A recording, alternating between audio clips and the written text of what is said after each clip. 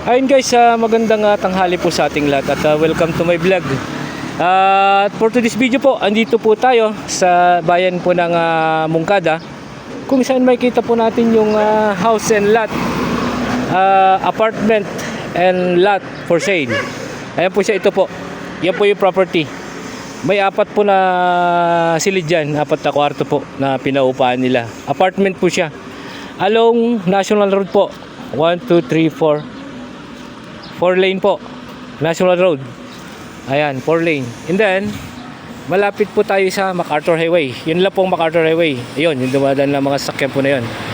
Yun po yung MacArthur Highway dito sa Moncada.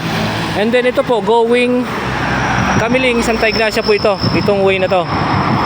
Ayan, and then ito po yung property. Papasukin ko po yung property. Ayan po, pasukin ko po para makita niyo po dun sa loob. May mga tanim po siyang punong kahoy.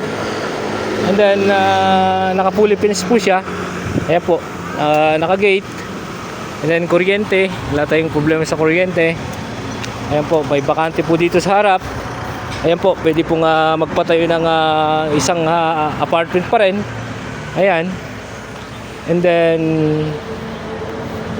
lot area. Ria? Lot area. Ayun. Lot area po, 700 square meter po yung lot area po niya. Ayan po. Nakita niyo yung apartment. Ayan po siya. May apat po na unit. 1 2 3 4. Apat po na unit. Apat na kwarto. Ayan po siya. Ito hindi kasama to. Sa may santol lang ang kwan. Kumbaga ito po yung boundary. Ito po siya. Ayan po yung buko na yan. Ayan, tapos dito po. Ito po bahay po kasi ito eh. And then ito po, sakop po niya yung mga ano na yan, santol.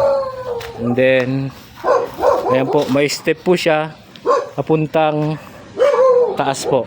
May mga kwarto doon sa taas.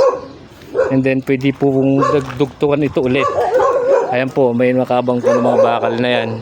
Pwede pong dugtungan dito sa likod. 700 square meter po ito. Hanggang doon po sa may pader.